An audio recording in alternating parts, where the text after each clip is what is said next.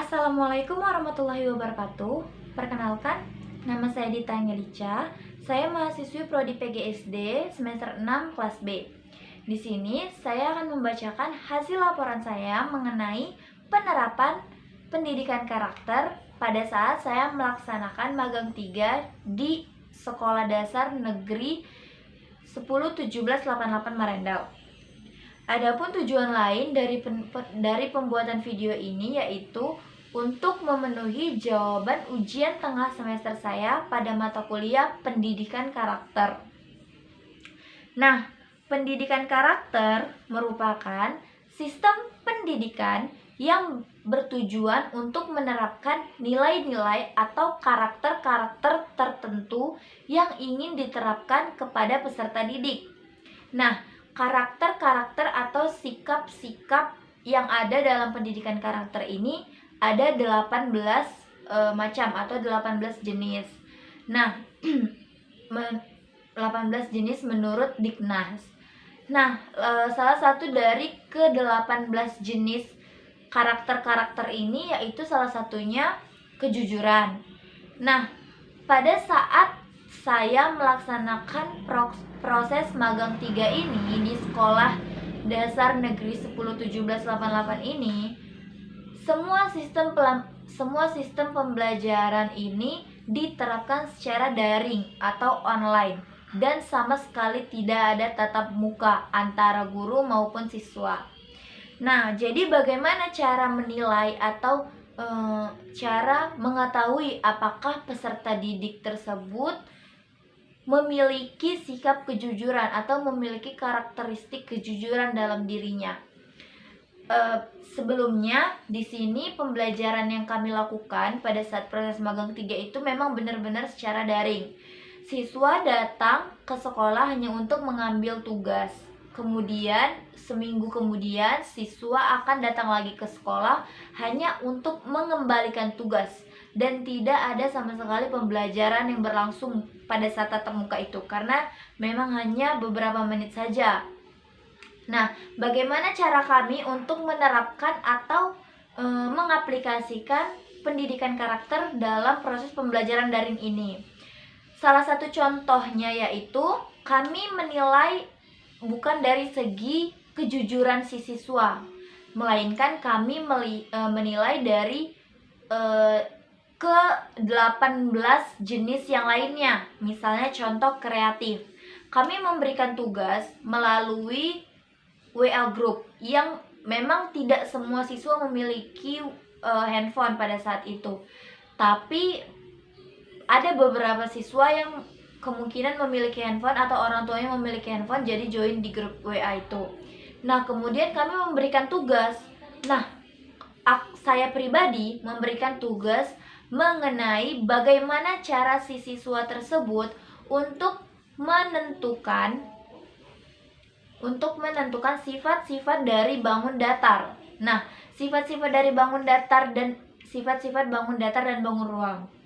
Nah, bagaimana si siswa itu menentukan sifat-sifat dari bangun datar dan bangun ruang tersebut menggunakan benda-benda nyata atau benda-benda yang ada di sekitarnya. Nah, jadi di situ saya bisa lihat bagaimana sih tingkah kreatif mereka. Apakah mereka menggunakan celengan sebagai duplikasi dari bentuk nyata bangun ruang tabung, atau bisa juga mereka menggunakan kotak pensil, yaitu duplikasi benda nyata dari balok. Nah, dari situ saya langsung bisa menilai bagaimana sih kreativitas si siswa tersebut. Nah, kemudian juga salah satu lagi mengenai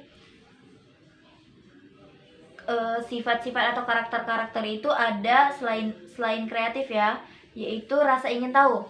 Nah, rasa ingin tahu siswa ini juga sangat besar tentunya. Misalnya pada saat saya mengirimkan beberapa gambar. Nah, beberapa gambar ini pada mata pelajaran seni budaya dan keterampilan, saya mengirimkan sebuah gambar. Kemudian saya meminta mereka untuk menganalisis.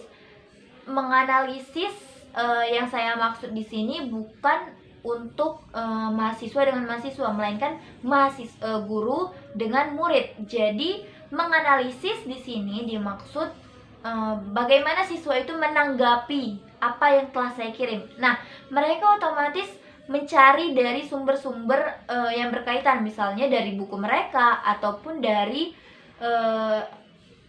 Google misalnya, jika mereka mempunyai paket data.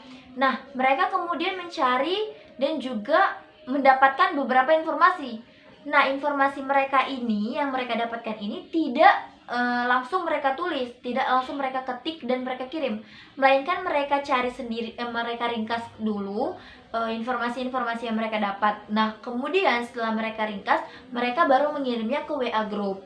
Nah, dari situ saya juga bisa menilai rasa ingin tahu yang dimiliki mereka besar atau tidak. Kemudian saya juga bisa mengetahui kreatifnya juga, kreativitas mereka juga. Bagaimana mereka merangkum segala informasi yang mereka dapat, yang tidak hanya copy paste dari internet.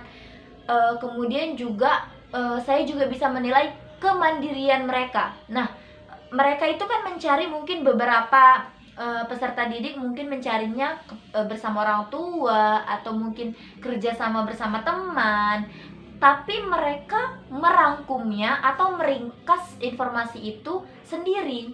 Jadi tidak ada yang sama kata-katanya maupun ataupun maksud dari salah satu peserta didik ini dengan peserta didik yang ini sama, tetapi bahasa yang digunakan, terus kata yang digunakan itu tidak sama sekali tidak sama.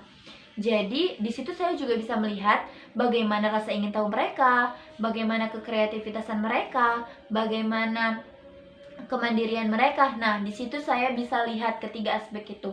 Dan juga beberapa mata pelajaran yang lain juga melibatkan juga dapat menerapkan beberapa karakter-karakter yang lain. Kemudian dari pembelajaran daring ini juga memiliki kelebihan dan kelemahan dalam pengimplementasian pendidikan karakter. Tetapi jika seorang guru atau misalnya pendidik itu mampu untuk menggunakan model pembelajaran, strategi pembelajaran, pendekatan pembelajaran, dan media pembelajaran yang tepat dengan materi yang akan diajarkan, maka guru tersebut atau pendidik tersebut dapat mampu untuk menanamkan ke-18 nilai pendidikan karakter itu. Nah, berikutlah penyampaian hasil laporan magang 3 saya yang ada di sekolah SD Negeri 101788. Lebih dan kurangnya saya mohon maaf. Saya akhiri, wabillahi taufik wal hidayah. Wassalamualaikum warahmatullahi wabarakatuh.